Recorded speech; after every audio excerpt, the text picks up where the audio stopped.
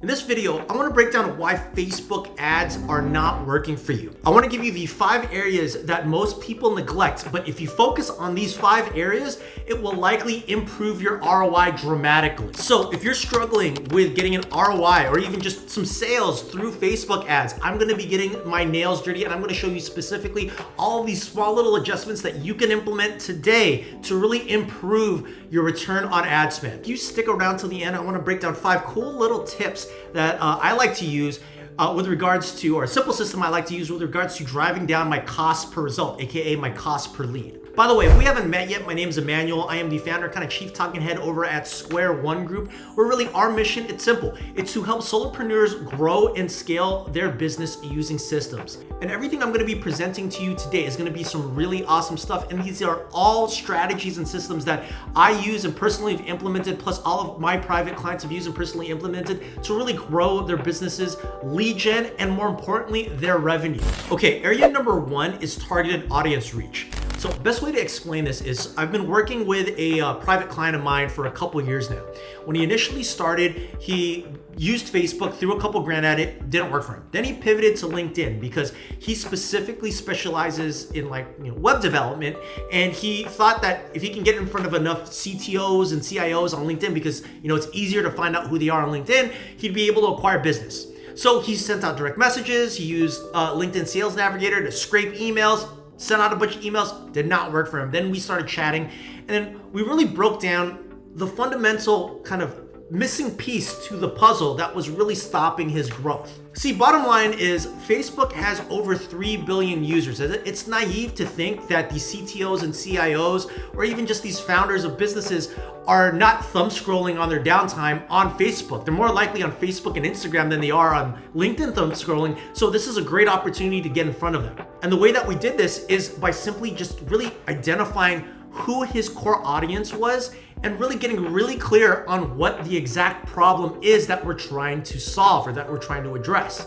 So check this out. The biggest problem he was facing was happening or occurring long before he even decided to do marketing. He just was not clear on who his avatar was or who his ideal customer was. So we went through a very simple exercise of identifying who it is that we're trying to help and the specific problem that we're trying to solve. So in this particular case, we had him break down 3 ideal customers or clients that he works with.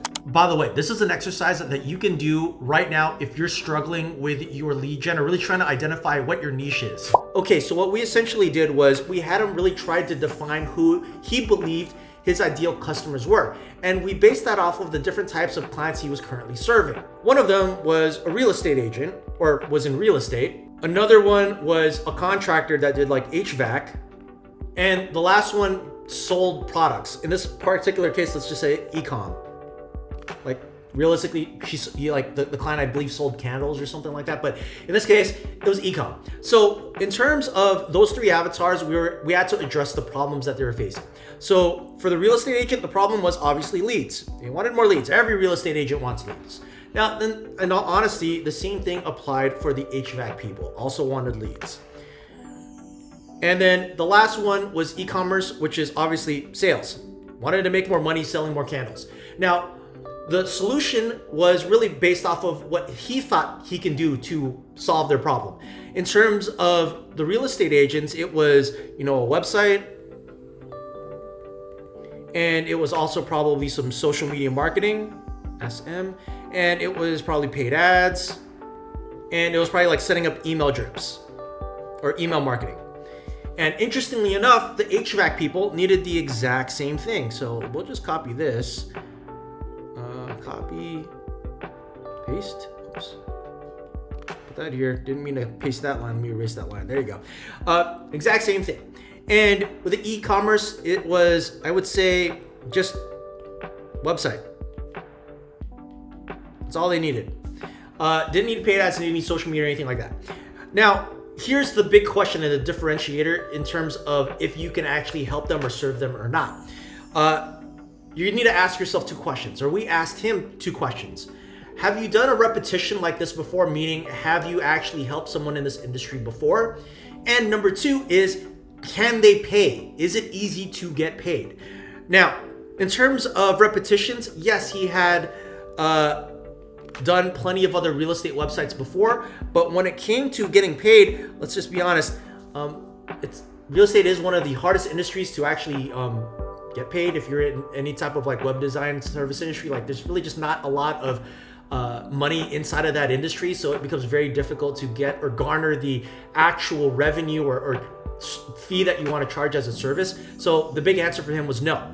HVAC people, oddly enough, it was a yes and a yes. Everyone has air conditioning problems, especially in the summer. Oh, and definitely heating problems in the winter.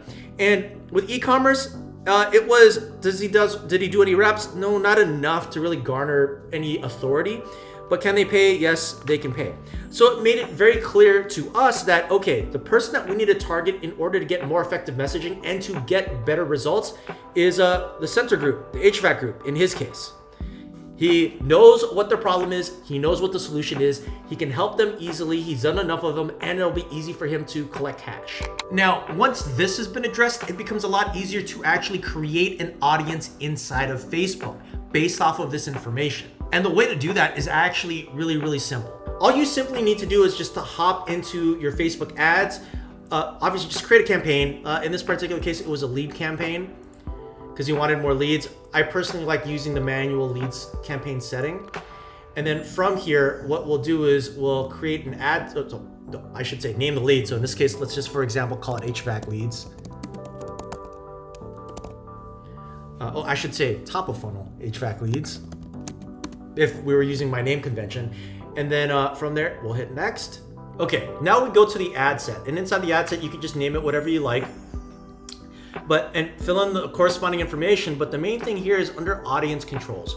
You can actually set the target. In this particular case, maybe it'd be contractors. So if you under audience controls, you can click locations. Obviously, if targeting the United States or a specific area, you can put that here. Minimum age, really up to you on what you put. I'm going to put 25 here. And then in order to target the right audience, you can actually just click this button, switch to original audience options, because we don't want to use audience advantage at the moment. We want to get a little specific on who we're trying to target. So as you can see that the screen here changed slightly, but the main thing here is under detailed targeting, where it says all demographics, interests, and behaviors. You want to hit edit, and in here you can type in something like HVAC, HVAC, and you can see there's a whole bunch of tags for HVAC. And it just makes your focus on who you're targeting a lot easier. So recommendation would be select all of these or all of the pertinent ones, and then that will give us a more laser focused audience to target. Okay, moving on to the number 2 thing that is often overlooked, which is cost-effective advertising. Okay, so going back to another private client that I work with, completely different one, but it was a very similar story. He was running ads to a rental space, a big rental space, big production space, but the problem was these ads just were not working for him. He was spending, a couple $100s a day and just to try to get more bookings, but all that was happening was just a bunch of crickets. He was getting frustrated, he was getting irritated, and the reason why was because he just didn't have everything set up appropriately. He wasn't tracking the right things correctly. So let's break down a Facebook ad campaign together real quick to really break down what you need to be doing when it comes to, just testing to make sure that you're just not running one ad for weeks on end and not getting a result. Okay, I went through campaigns, ad sets, and I'm now in the ad level. And in here, we essentially have a bunch of different ads. I know it's kind of blurry and you can't see it, but just take my word for it. There are 2 ads that we're looking at. And the main thing when it comes to running ads is that there is a shelf life to running an ad to see if it is viable for you. And that is through this column here, impressions. Around here, 2,000 impressions is all an ad gets for me to know if it's working or if it's not. So as you can see here in these 2 campaigns, where you can't really see the name, but if you can see the numbers here in these 2 campaigns, we have one that's been running for 5,000 and one that's been running for 3,000 impressions. The 3,000 impressions right now is turned off because as I can see, I'm getting results that are above what I'm expecting to pay. In my case, it's be about $2 to $2.50, but these ads are getting me about $4.56, too high. This ad's working, that's why it's still on. As you can see, it's getting around $2.50, which is perfect. That's what I'm looking for, that's what I want. Now, in addition to that, I do have a couple more ads running here, but as you can see, I'm not at the 2,000 impression mark yet, so it's really hard for me to gauge if it's working or not. But the bottom line here is that you need to be paying attention to the impressions per ad. Because after you get past a certain threshold, in my case, I like to use 200 as my KPI, or 2,000 as my KPI. And if I don't see the results that I want, I will immediately take out the ad and bring in a brand new ad. Whether it be the same lead magnet with different ad creative or ad copy, or just a completely different concept in general. But the goal here is simple. If I'm not able to get the result or something near the result, then the ad, the idea, the concept, the hypothesis, the theory, it's a complete wash, and I'm just gonna move on to the next one. This allows me to be able to test ads quickly and not really just be wastefully spending money. Now, speaking of ads and testing, the next big thing that's often overlooked is really just A/B testing in general and really understanding the engagement of the ads. So let's head back to that story about my other private client that had that big production space doing the rentals. Like, the thing that was happening to him, well, it was actually two things. One was that he was running one ad for the duration of the campaign and it just wasn't working. And two, when we finally started running ads or multiple ads to start A/B testing, there was really no methodology behind it. So I want to provide you with a little bit of a methodology, because the bottom line is just small tweaks and variations to a combination of the ad creative and the ad kind of description itself will pay dividends in terms of getting you the results that you're looking for when it comes to Facebook ads and their campaigns. Okay, so check this out. This is an example of an ad that I'm running an A/B test to. And the idea behind an A/B test is simple. We want to just test one thing at a time. And in this particular case, I am going to be testing the ad creative. When I talk about creative, it's specifically the design, the actual image, or in some cases, the video of your ad. You never want to test two things at the same time, because you'll never know when you actually find a winning combination what is actually working for you. So in this case, I'm testing two different ads, or the same ad with two different colors. So this is ad 1.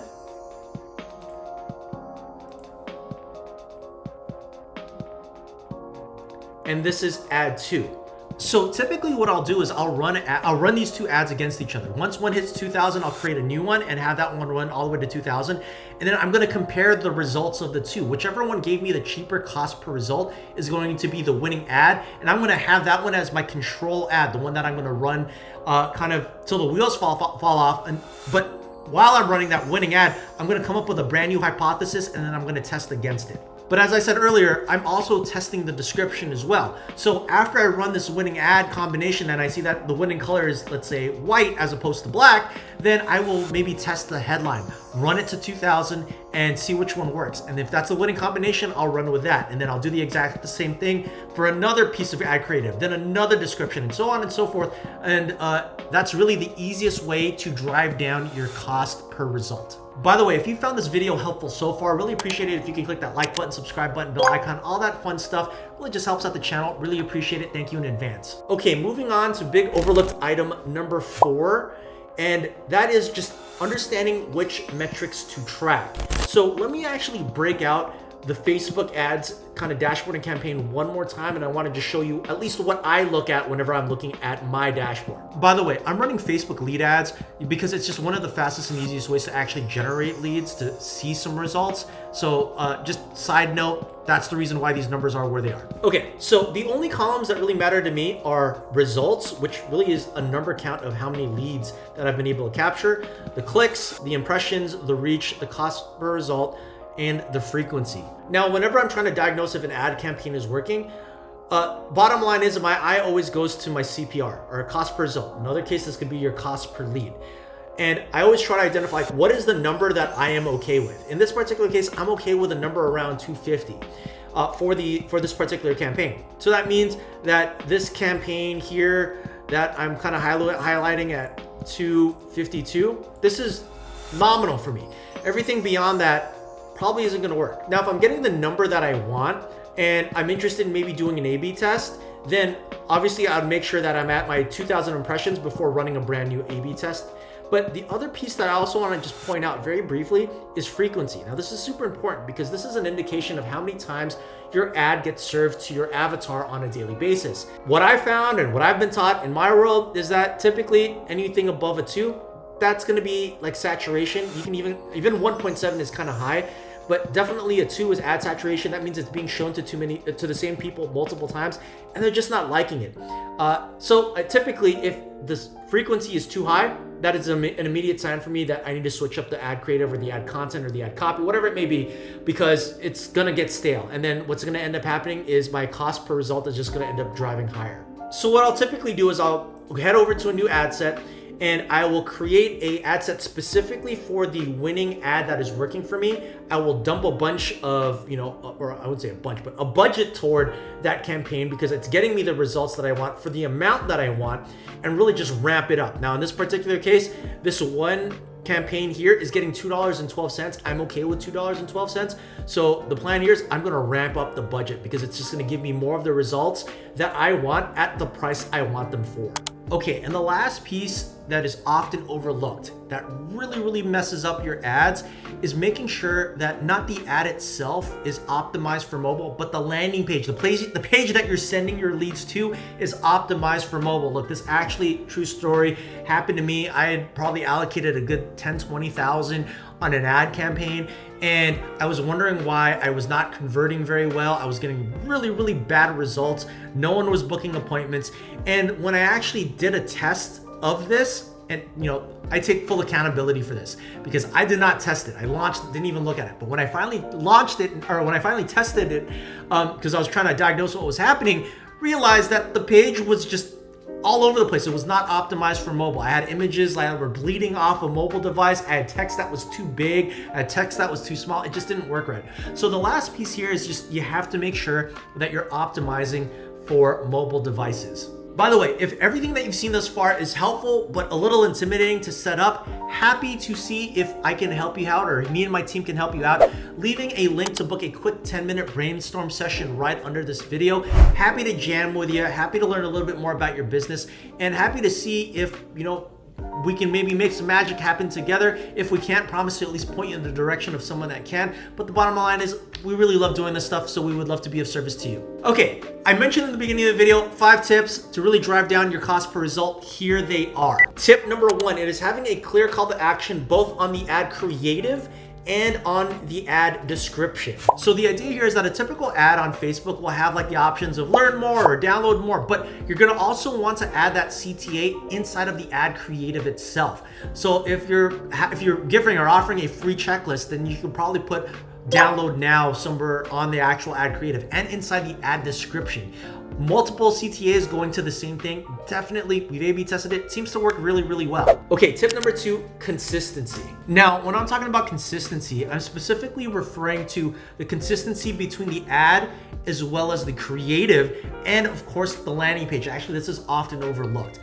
Make sure that the ad, hook or ad description is the same information as the ad creative, and it's also the same information that is on the landing page. So it's if, for example, the what you're offering is a free tour of your Airbnb, then the ad creative should say free tour Airbnb or of my Airbnb. The description should say free tour of my Airbnb, and the landing page title should say free tour of my Airbnb. Small little tweak, but you'd be surprised how that little messaging kind of experiment will actually drive more leads to you and effectively decrease your cost per result. Okay, tip number 3, that is the first line of your description. You need to make it appealing and you need to make it clickable. And the easy way to do that is to agitate. Really just kind of get under the skin of someone of your ideal avatar that would be essentially reading this. Like really highlight the problem that they're in and the solution that you're offering. Be very clear, be very concise, and that solution that you're offering, make it tangible. Make it something that they can touch and feel and experience right now. Don't make it something that's like 30 days from now or 90 days from now. All right, number 4, simplicity. You'd be surprised how this one just completely changed my way of thinking. So, funny story, been working with a private client for some time now, and initially I was of the sound in mind that you needed to have some really, really creative piece of content as your advertising creative. And this is just me being, the creative person that I am. So I would make these intricate designs with funny and witty headlines and, really thoughtful imagery. And it worked, but it didn't. Because shortly after I was kind of talking to a private client about my strategy of creating creative, what he did was he made a checklist on a Google Sheet. Then he took a screenshot of the Google Sheet and then posted the Google Sheet as his ad creative. And guess what? It blew my mind. He got like 50 cents, 75 cents cost per lead. I was blown away. But this really just showed me one thing. You don't need to make creative ads. The simpler and more dumbed down they are, the better and more effective they will be for your audience. All right, and big tip number 5, test and adjust. I mentioned this briefly earlier in one of the 5 overlooked things, thing number 4, but the main thing here is that you always need to be testing. You always need to have multiple bullets in the chamber ready to go when an ad is not performing the way that you want it to perform. Utilize ChatGPT, ask for different ideas of lead magnets, ask for different ideas of creative or maybe descriptions or copy, but the idea here is always be testing.